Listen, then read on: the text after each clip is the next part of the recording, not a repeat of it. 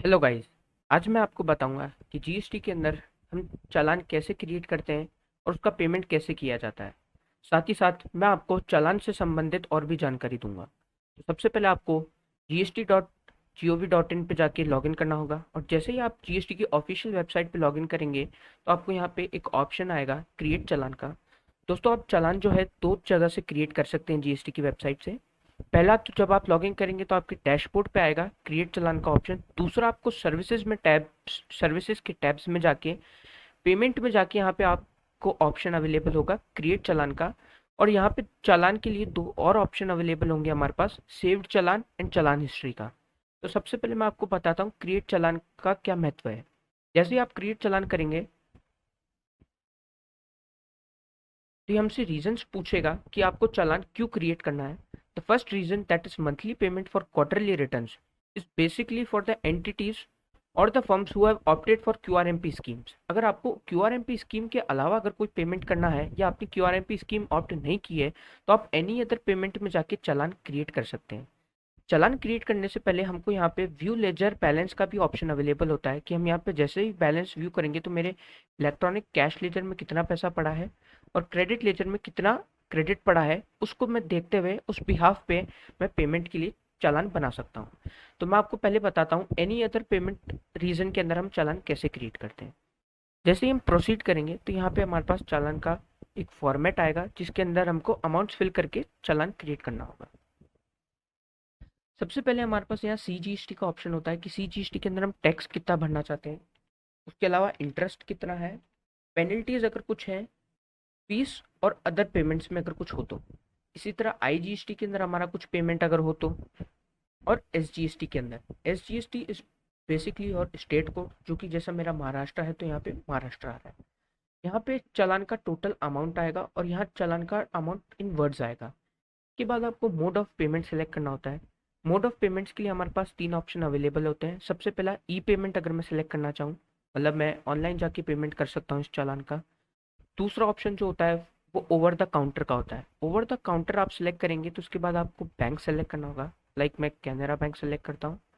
उसके बाद यहाँ पे आपके पास फर्दर तीन ऑप्शन अवेलेबल रहेंगे कि आप कैश के अंदर पेमेंट करना चाहते हैं बैंक में जाके, या थ्रू चेक, या थ्रू डिमांड ड्राफ्ट। ये आपको अपने सहूलियत के हिसाब से सेलेक्ट कर लेना होगा। थर्ड ऑप्शन जो हमारे पास अवेलेबल होता है वो होता है एनईएफटी या आरटीजीएस का। जब जैसे ही हम एनईएफटी आरटीजीएस पे क्लिक करेंगे तो ये हमसे अगेन बैंक पूछेगा। तो जैसे मैं यहाँ पे सिलेक्ट करता हूँ AU small finance bank limited. इसके बाद यहाँ पे हमारे पास जनरेट चालान का ऑप्शन जो है वो अवेलेबल आ जाएगा। यहाँ पे एडिट रीजन का ऑप्शन भी अवेलेबल है। यहाँ पे अगर मैं रीजन जो है, जैसा मैंने आपको स्टार्टिंग में बताया था, दो होते हैं। यहाँ पे मैं एनी अदर पेमेंट के अलावा दूसरा कुछ रीजन करना चाहता हूँ, मैं यहाँ एडिट पे जाके मैं यहाँ पे सिलेक्ट कर सकता हूँ। बट अगर जैसे मेरा एनी अदर पेमेंट ही है, मैं इसको सेम प्रोसीड करूँगा और यहाँ पे जैसे मैं ई पेमेंट सेलेक्ट कर लेता हूँ। तो अब यहाँ पे सेकंड सिनेरियो दोस्तों ये होता है कि अगर मुझे डाउट है चालान के अमाउंट में कि ये अमाउंट सही नहीं है, या मुझे पेमेंट के मोड में डाउट है कि मैं ये वाला मोड सेलेक्ट नहीं करके ये वाला सेलेक्ट करना चाहता हूँ एज पर माई सूटेबिलिटी, तो मैं यहाँ पे चालान को जनरेट करने की बजाय सेव भी कर सकता हूँ। जैसे ही मैं चालान को सेव करूँगा तो यहाँ पे मेरा चालान सेव हो जाएगा और मैं इस सेव चालान को बाद में जाके एडिट भी कर सकता हूँ। तो मैं आपको बताता हूँ कि इसको हम बाद में एडिट कैसे करते हैं। तो जैसे ही हम सर्विसेज टैब में जाएंगे, सर्विसेज टैब में जाके पेमेंट्स में आपको यहाँ पे सेव्ड चालान का ऑप्शन अवेलेबल होगा। आप जैसे इस पे क्लिक करेंगे तो ये देखिए दोस्तों, ये मेरा एक चालान है जो मैंने सेव किया है। ये वाला चालान जो है मेरा अभी अभी सेव हुआ है, जिसके अंदर मैंने पेमेंट का मोड जो है पेमेंट सेलेक्ट किया है। तो जैसे ही आप एक्शन के बटन में एडिट पे जाएंगे तो यहाँ पे अपने चालान को एडिट कर सकते हैं। लाइक मैं अपना पेमेंट का मोड आरटीजीएस सेलेक्ट करके यहाँ पे Airtel bank payment bank limited select कर लेता हूँ। उसके बाद जैसे ही मैं चालान को जनरेट करूँगा तो ये मेरा चालान जनरेट हो जाएगा। जैसे ही चालान जनरेट होगा तो उसके ऊपर आपका सी पिन आ जाएगा, चालान जनरेशन की डेट और उसकी एक्सपायरी की डेट भी आ जाएगी। दोस्तों, कोई भी चालान जनरेट जब होता है तो वो खाली 15 डेज के लिए वैलिड होता है from the date of its generation. यहाँ पे आपको उसकी जनरेशन की डेट प्लस उसकी एक्सपायरी की डेट भी आपको अवेलेबल होगी।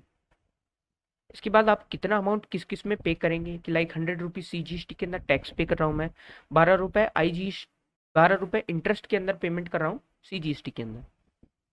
और यहाँ पे आपको पेमेंट का मोड जो है वो अवेलेबल होगा कि मैं कैसे पेमेंट कर रहा हूँ। लाइक मैं एनईएफटी आरटीजीएस कर रहा हूँ तो यहाँ पे मेरा बैंक का नेम, यहाँ पे जीएसटी, बेनिफिशियरी और अमाउंट यहाँ पे अवेलेबल होगा। अगर मुझे ये पीडीएफ फॉर्मेट में डाउनलोड करना हो तो यहाँ पे डाउनलोड का ऑप्शन जैसे ही आप क्लिक करेंगे तो ये चालान आपको पीडीएफ फॉर्मेट में अवेलेबल हो जाएगा। ये देखिए दोस्तों, जैसे ही हम चालान का पेमेंट कर देते हैं तो हमारे पास कुछ और फर्दर एक चालान रिसिप्ट भी जनरेट हो जाती है। जैसे ही मैं इस चालान का पेमेंट कर दूंगा तो ये चालान रिसिप्ट भी मैं डाउनलोड कर सकता हूँ। तो देखिए मैंने एक चालान है जिसका ऑलरेडी पेमेंट किया हुआ है, तो मैं उसकी चालान की रिसिप्ट कैसे डाउनलोड कर सकता हूँ। सबसे पहले आपको सर्विसेज टैब में जाके अगेन पेमेंट्स के टैब में जाना होगा। यहाँ चालान हिस्ट्री पे क्लिक करना होगा। जैसे ही आप चालान हिस्ट्री पे क्लिक करेंगे दोस्तों तो यहाँ पे आपके पास देखिए ये दो चालान है जो कि मेरे अनपेड है। ठीक है, यहाँ पे आपको इसका स्टेटस बता देगा कि ये दोनों चालान जो आपके अनपेड है। ये जो मेरा एक चालान है जो कि मैंने पे ऑलरेडी किया हुआ है, जैसे मैं इस पर क्लिक करूंगा तो आप देखेंगे कि इसका फॉर्मेट जो है वो थोड़ा सा डिफरेंट है। वो इसलिए दोस्तों क्योंकि ये चालान अब पेड हो चुका है और ये अब इसकी रिसिप्ट है। जैसे मैं यहाँ पे डाउनलोड करूंगा तो ये मेरी चालान की रिसिप्ट डाउनलोड हो जाएगी। देखिए goods and service tax payment receipt. और जब पहले मैं डाउनलोड करता था तो ये जीएसटी का चालान डाउनलोड होता था। ये देखिए पेमेंट चालान, और चालान का पेमेंट करने के बाद चालान की रिसिप्ट। इसमें हमारे पास ये CIN आता है। CIN is basically challan identification number, जो कि आप चालान पे कर देते हैं उसके बाद जनरेट होता है। यहाँ आपके पास बैंक का नेम आता है और ये BRN जो कि बैंक रेफरेंस नंबर होता है। ये देखिए, और ये CPIN आपका आ जाएगा। तो इस तरह से आप challan under any other reason options आप बना सकते हैं और उसका पेमेंट कर सकते हैं। दूसरा मैं आपको बताता हूँ कि चालान जो है कैसे बनाया जाता है। पेमेंट्स में जाएंगे, क्रिएट चालान करेंगे। दोस्तों जैसे ही हम चालान के अंदर पेमेंट कर देते हैं तो वो हमारा ऑटोमेटिकली कैश बैलेंस जो रहता है वो इंक्रीज हो जाता है। देखिए जैसे मैं कैश यहाँ पे देखूंगा तो अभी मेरा इतना ही, बट मैं जैसे ही चालान का पेमेंट करूंगा तो यहाँ पे कैश जो है वो मेरा बढ़ जाएगा। तो monthly payment for quarterly scheme के अंदर जब हम चालान बनाते हैं तो हमारे पास दो चालान टाइप अवेलेबल होते हैं, 35% challan type and challan on self assessment basis. दोस्तों दोनों के अंदर एक बहुत बड़ा डिफरेंस होता है। 35% चालान अगर आप बनाने के लिए ऑप्शन चूज करते हैं तो आप ये याद रखिएगा कि जो चालान आएगा वो ऑटो जनरेटेड फिगर्स आएंगे और हम उसको एडिट भी नहीं कर पाएंगे। लाइक मैं अगर यहाँ प्रोसीड करूंगा तो यहाँ पे चालान का अमाउंट आ जाएगा। यहाँ पे मेरे पास एडिट करने का इसको ऑप्शन अवेलेबल नहीं होगा, खाली आपको यहाँ पे जनरेट 35% चालान का ऑप्शन अवेलेबल आएगा। बट अगर आप challan on self assessment basis select करते हैं तो यहाँ पे आपको एडिट करने का या अपने हिसाब से आप चालान बना सकते हैं। ये देखिए खाली इसमें यहाँ पे रीजन चेंज हो जाता है, बाकी पूरा प्रोसीजर चालान बनाने का सेम रहता है।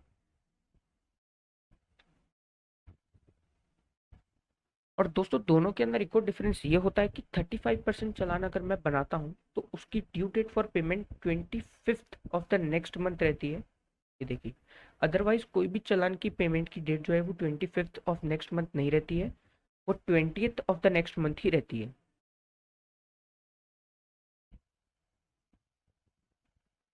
तो इस तरह आप अपना चालान बना सकते हैं जीएसटी के अंदर और उसका पेमेंट भी किया जा सकता है। थैंक यू दोस्तों।